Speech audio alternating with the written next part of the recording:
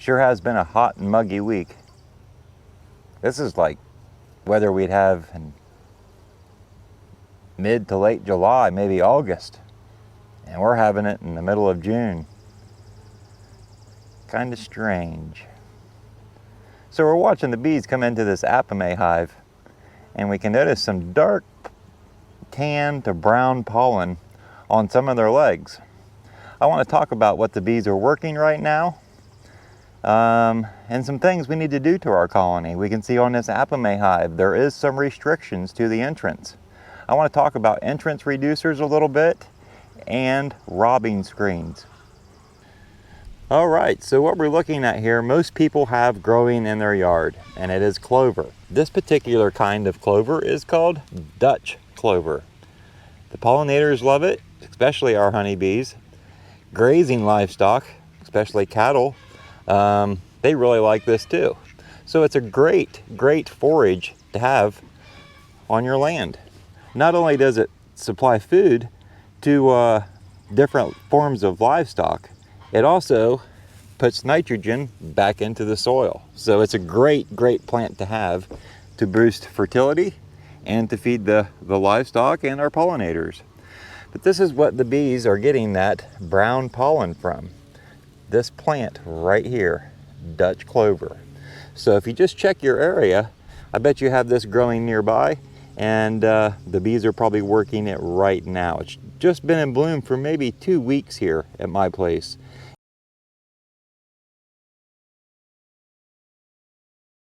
On this colony we have what's called the beast blocker, and this is a type of robbing screen. Incoming forager bees attempting to rob this colony will land here on the landing board, and they will smell the colony through this entrance. But they will not be able to get through. As where the bees that actually live here know they have to land on the face of the colony and go down through here to get in. So it's just a little bit of foolery, I guess, if you will, that tricks the bees, that divides who's supposed to go in from who's not. And with this particular style, you are able to adjust how much you want the home bees to have access to the entrance. If you want to shrink it down to where they've got a tiny little entrance hole, you can do that. And I have another video that really thoroughly explains how robbing screens work. And I'm going to link that right here in the right hand corner of this video. So if you want to learn more about robbing screens and how they work, I highly suggest you check out that video. I also want to note that in my book, Beekeeping Blueprint, there is a whole section on robbing screens, and if you follow that QR code, it'll take you over to that video I just spoke about that breaks down robbing screens. These bees are doing well.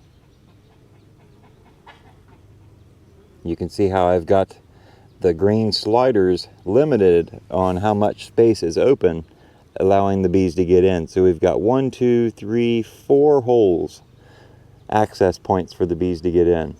And by limiting how much space there is, the bees inside the colony are able to guard just those 4 holes instead of some big opening that goes all the way across the face of the colony. That's getting to be pretty important, you see, because before long, the nectar flow is going to stop. And when the nectar flow stops, robbing's going to pick up.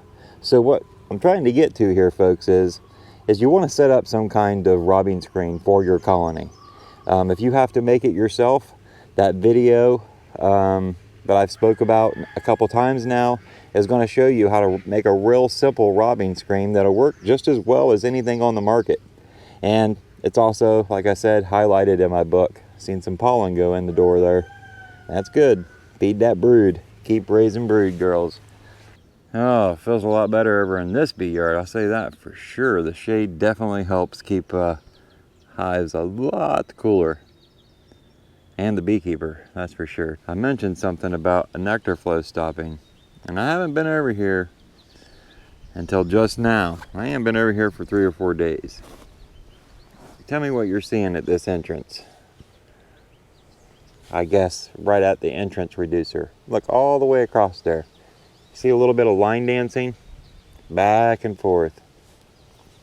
Guess it ain't line dancing, but should be called line dancing. It's called washboarding. And I've spoke about it several times. There is no scientific evidence what the bees are doing, aimlessly going back and forth, practicing some kind of a polishing motion with their front legs and maybe their tongue. But nobody knows why they do it. But coincidentally, they do it every year, right before the nectar flow stops. Every single year. Is that just a coincidence? I don't believe it is. Watch your bees. And when you see them do this washboarding behavior, pay attention the next week or so. See if the nectar flow stops. I think there's something to it. And I'm sitting here about 1.5 feet away. No veil. Sweat just pouring down my face. And these bees do not care. They are working to clean or do something. Maybe it's tell the others, hey, the cupboards are going to get low. Bring back a full load. You know, I've had others ask me in the past, well, if that's the case, why aren't all the colonies doing it at once? Well, that's a good point, and I can't truly answer that. If I look at this colony here in the back row, there is no washboarding. There was no washboarding over on the Apamea colonies. So why do I believe that is the case?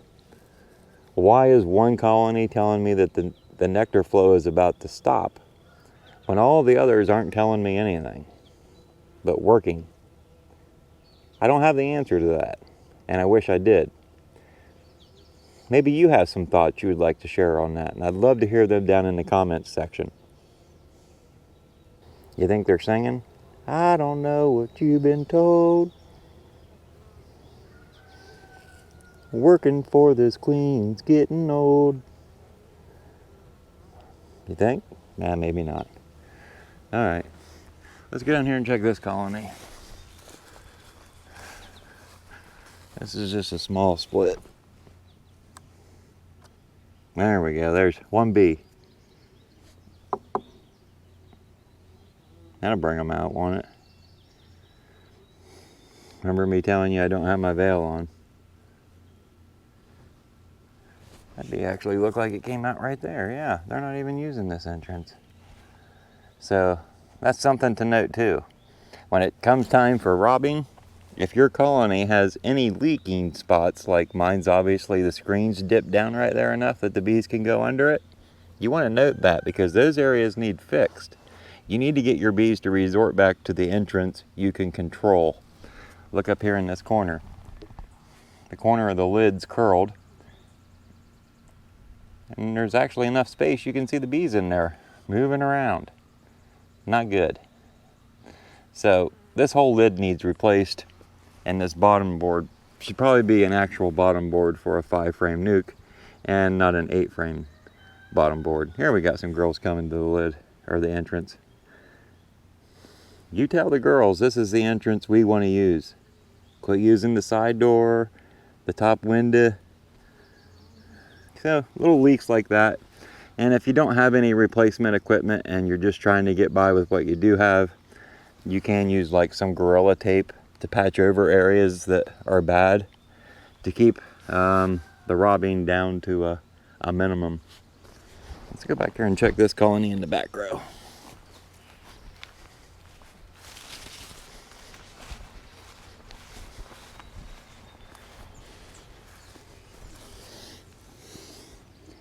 Now this entrance reducer, I just threw one there real quick and I see they've kind of glued it in place. I never slid it under the actual deep body itself. It's just set in front and pushed back against. So from the front here, we've got this long entrance open. And then if you look up here, they've got a hole where they can go down through. That could actually probably be bad when it rains. Oh, and we got an entrance, see somebody coming out up here like, I'll bite. And that was interesting. The GoPro just said powering off, too hot. Yeah, I guess you are a little bit warm. So am I. I didn't quit on the job, you piece of junk. My goodness. So anyway, we'll finish this up with my smartphone, I guess. She went back in. She didn't come out after me. But I'm not going to put any more pressure on them. Anyway, folks, what you should be paying attention to right now is your entrances Are your entrances, are your reducers wide open? You want to kind of limit it to the strength of your colony. I ain't saying to switch it around to where you just have the small hole by any means, unless your colony is really, really weak. There bee actually went down through that hole.